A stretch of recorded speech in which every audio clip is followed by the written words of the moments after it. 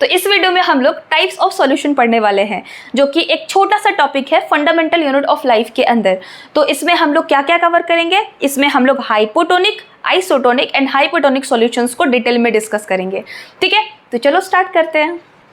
Types of solution. देखो, solution के type पढ़ने से पहले हम ये तो जाने कि सॉल्यूशन क्या होता है। इसके लिए हमें दो और टर्म पढ़ने हैं, that is solute and solvent, and तीसरा यही सॉल्यूशन है। देखो, लेट सपोज करो कि आप पानी लिए, ठीक है, एक ग्लास में आपने क्या लिया, पानी लिया। अब पानी में आपने सॉल्ट ऐड किया, ठीक है, नमक ऐड किया इसमें, और इसमें चीनी ऐड किया, और फाइनली आपने एक मिक्सचर तैयार कर लिया। ये सबको मिक्स करके आपने क्या किया, एक मिक्सचर तैयार कर लिया। ठीक है, सबका मिक्सचर है ये।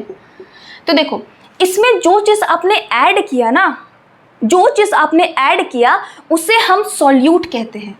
और इसमें आपने क्या क्या ऐड किया था, शुगर एंड सॉल्ट। तो इस केस में शुगर और सॉल्ट सॉल्यूट कहलाएगा, और जिसमें ऐड करते हो ना, जिस चीज़ में ऐड करते हो, इसे हम सॉल्वेंट कहते हैं। तो बताओ, तो इस केस में सॉल्वेंट क्या होगा, सॉल्वेंट इसमें पानी होगा। ठीक है ना। उसके बाद ये सारी चीज़ें करने के बाद जो मिक्सचर तैयार हुआ, इसे हम सॉल्यूशन कहते हैं। ये जो पूरा मिक्सचर जो तैयार हुआ ना, इसे हम सॉल्यूशन कहते हैं। ठीक है, तो आई होप ये तीनों टर्म आपको क्लियर हो गया होगा। जिसको ऐड करते हैं वो सॉल्यूट कहलाता है, जिसमें ऐड कर रहे हैं वो सॉल्वेंट कहलाता है। और जनरली सॉल्यूट का क्वांटिटी कम होता है as compare to solvent generally, ठीक है ना। और सॉल्यूशन जो मिक्सचर तैयार होता है उसे हम सॉल्यूशन कहते हैं। ये चीज़ क्लियर हो गया। अब आगे देखो, अब हम लोग टाइप्स ऑफ सॉल्यूशन देखते हैं। देखो, सबसे पहला टाइप है हाइपोटोनिक सॉल्यूशन, हाइपोटोनिक सॉल्यूशन। दूसरा है हमारा आइसोटोनिक सॉल्यूशन, और तीसरा है हाइपरटोनिक सॉल्यूशन। अब तीनों को हम लोग डिटेल में समझते हैं। देखो, टॉनिक यहाँ पे आ रहा है ना, बार बार टॉनिक आ रहा है, तीनों टर्म में टॉनिक कॉमन चीज है। टॉनिक का मतलब होता है सॉल्यूट कंसंट्रेशन, ध्यान रखना, ठीक है ना। टॉनिक शब्द जो है वो सॉल्यूट के कंसंट्रेशन को रिप्रेजेंट करता है, यानी कि सॉल्यूट का मात्रा, कंसंट्रेशन मतलब मात्रा होता है, तो सॉल्यूट का कंसंट्रेशन को ये रिप्रेजेंट करता है। ठीक है ना, टॉनिक शब्द ध्यान रखना, ठीक है। अब देखो, यहाँ पे क्या बोल रहा है, हाइपोटोनिक सॉल्यूशन। हाइपोटोनिक, हाइपो का मतलब क्या होता है, हाइपो का मतलब होता है कम, और यहाँ पे हाइपर है। हाइपर का मतलब क्या होता है, हाइपर मतलब होता है ज्यादा, या हाई यहाँ पे लिख दे रहे, ठीक है। टॉनिक का क्या मतलब होता है, टॉनिक का मतलब होता है सॉल्यूट कंसंट्रेशन, और यहाँ पर भी टॉनिक है, तो इस टॉनिक का मतलब भी सेम है, ठीक है। यहाँ पर भी टॉनिक है, तो टॉनिक का मतलब सॉल्यूट कंसंट्रेशन हो गया। यहाँ पे हाइपर है, हाइपर का मतलब हाई। आइसो का मतलब क्या होता है, आइसो का मतलब होता है सेम, ठीक है ना, सेम। यहाँ तक समझ में आ रहा है। अब देखो, अब हम लोग यहाँ पे एक बीकर लेंगे, ठीक है, एक हम लोग यहाँ पे बीकर ले रहे हैं, ये तीनों केस में।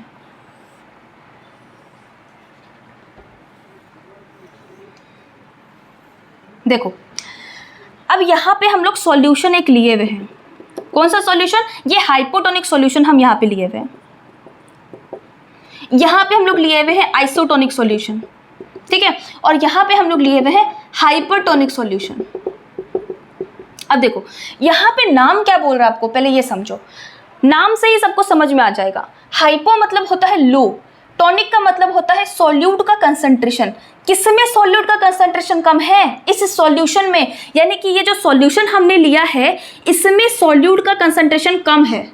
अब हम लोग कोई भी चीज़ कम ज़्यादा बताते हैं तो कोई ना कोई रेफरेंस से बताते हैं, जैसे बोलते हैं कि इसके कंपेयर में ये ऐसा है, इसके कंपेयर में ये ऐसा है, तो कंपैरिजन के साथ बताते हैं। तो यहाँ पे बोला गया है कि सॉल्यूट का कंसंट्रेशन कम है, लेकिन किसके कंपेयर में कम है, यहाँ पे सेल के कंपेयर में कम है, क्योंकि यहाँ पे हम लोग सेल इसके अंदर डालते हैं। इस सॉल्यूशन के अंदर हम लोग एक सेल को डाले हैं, नॉर्मली ये एक एनिमल सेल है, एनिमल सेल को डाले हैं और इसमें हम बोल रहे हैं कि इसमें इस सॉल्यूशन में सोल्यूट का कंसंट्रेशन कम है एज कंपेयर टू सेल, यानी कि इसमें सोल्यूट का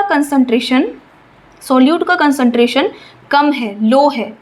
और एक चीज़ ध्यान रखना, यहाँ पे दो चीज़ ना वाइस वर्सा चलती है, सॉल्यूशन कैसे बनता है, सोल्यूट और सॉल्वेंट से बनता है, और यहाँ पे सोल्यूट का कंसंट्रेशन ना इस केस में कम है, तो एक कम होगा ना तो एक ज़्यादा होता है। सोल्यूट का कंसंट्रेशन जहाँ कम होगा वहाँ पे सॉल्वेंट की कंसंट्रेशन ज़्यादा होगी, यानी कि यहाँ पे सोल्यूट का कंसंट्रेशन कम है, तो बताओ कि सॉल्वेंट का कंसंट्रेशन क्या होगा, सॉल्वेंट का कंसंट्रेशन ज़्यादा होगा, हाई होगा। और यहाँ पे सॉल्वेंट क्या है, सॉल्वेंट है यहाँ पे पानी, ठीक है ना, पानी। यानी कि हमें ये समझ में आया कि यहाँ पे पानी का कंसंट्रेशन ज़्यादा है, किसके कंपेयर में, ये इंपॉर्टेंट है, सेल के कंपेयर में। यानी कि ये दोनों चीज़ें जो है ना वो सेल के कंपेयर में बात कर रहे हैं हम लोग, as comparison to cell, as compare to cell के कंपेयर में यहाँ पे सॉल्यूट का कंसंट्रेशन कम है एंड पानी का कंसंट्रेशन ज़्यादा है। और हमें ये चीज़ पता है, किसी भी चीज़ की टेंडेंसी होती है अपने हाई कंसंट्रेशन से लो कंसंट्रेशन की तरफ मूव करने की, होती है ना। जैसे हम आपको पिछले क्लासेस में एग्जाम्पल से एक समझाए थे कि हम लोग अगरबत्ती जलाए थे, ठीक है। एक अगरबत्ती अगर हम जलाते हैं तो यहाँ से जो गैस निकलता है ना, यहाँ से जो गैस निकल रहा है वो पूरे रूम में स्प्रेड होता है, तो यहाँ पे गैस अपने हाई कंसंट्रेशन में था और यहाँ पे लो कंसंट्रेशन में था, तो गैस यहाँ से किधर फ्लो किया, इधर के साइड फ्लो किया। तो कोई भी चीज़ का, चाहे गैस हो चाहे लिक्विड हो, कोई भी चीज़ का टेंडेंसी होती है अपने हाई कंसंट्रेशन से लो कंसंट्रेशन में मूव करने का। तो यहाँ पर वाटर का कंसंट्रेशन ज़्यादा है, और यहाँ पे वाटर का कंसंट्रेशन कम है, तो बताओ क्या होगा, पानी यहाँ से निकल के सारा यहाँ जाने लगेगा। तो पानी का कंसंट्रेशन यहाँ पे ज़्यादा था तो क्या हुआ, पानी सारा का सारा अंदर मूव कर गया, सेल के अंदर मूव कर गया। अब सेल का साइज इतना सा था, ठीक है, पानी इसके अंदर मूव करेगा तो ऑब्वियसली ये स्वेल करेगा। तो वही होता है जब हम लोग हाइपोटोनिक सॉल्यूशन में जब हम अपने सेल को रखते हैं ना, तो सेल का थोड़े समय के बाद हम देखते हैं कि सेल क्या कर जाता है, सेल स्वेल कर जाता है, स्वेल्स अप। तो ये चीज़ आपको एग्जाम में पूछेगा कि अगर हम एक सेल को हाइपोटोनिक सॉल्यूशन में रखते हैं तो सेल का क्या होता है, तो आप ऐसे लिंक करना, हाइपोटोनिक, हाइपो का मतलब होता है कम, टोनिक का मतलब होता है सॉल्यूट कंसंट्रेशन, यानी कि सॉल्यूट का कंसंट्रेशन कम है, यानी कि सॉल्वेंट का कंसंट्रेशन ज़्यादा होगा। सॉल्वेंट क्या होता है, पानी, यानी कि पानी का कंसंट्रेशन कहाँ ज़्यादा है, इस सॉल्यूशन में ज़्यादा है एज कंपेयर टू सेल। तो पानी क्या करेगा, सारा का सारा अंदर मूव कर जाएगा, और अंदर मूव करेगा तो सेल छोटा साइज से बड़ा हो जाएगा, यानी कि सेल स्वेल कर जाएगा। ठीक है, ये चीज़ क्लियर है ना। अब देखो दूसरा सॉल्यूशन है आइसोटोनिक सॉल्यूशन। आइसोटोनिक सॉल्यूशन का मतलब क्या है, आइसो का मतलब होता है सेम, टॉनिक का मतलब होता है सॉल्यूट कंसंट्रेशन, यानी कि सॉल्यूट का कंसंट्रेशन इसमें सेम है। सेम है मतलब क्या, सेम है मतलब किसी ना किसी चीज से तो सेम होगा ना। तो यहाँ पे सेल के कंपेयर में, यहाँ पे सेल के कंपेयर में सेम है, यानी कि सेल में जो सॉल्यूट का कंसंट्रेशन है ना, इसके अंदर जो सॉल्यूट का कंसंट्रेशन है वही सॉल्यूट का कंसंट्रेशन यहाँ पर भी है। और सॉल्यूट का कंसंट्रेशन अगर सेम है, सॉल्यूट का कंसंट्रेशन अगर सेम है तो यहाँ पे जो सॉल्वेंट का कंसंट्रेशन होगा वो क्या होगा, वो भी सेम होगा एज कंपेयर टू सेल। ये दोनों चीज कैसे हैं, as compare to cell, as compared to cell. तो पानी का कंसंट्रेशन यहाँ पे और यहाँ पे बिल्कुल सेम है, तो बताओ पानी का फ्लो होगा क्या।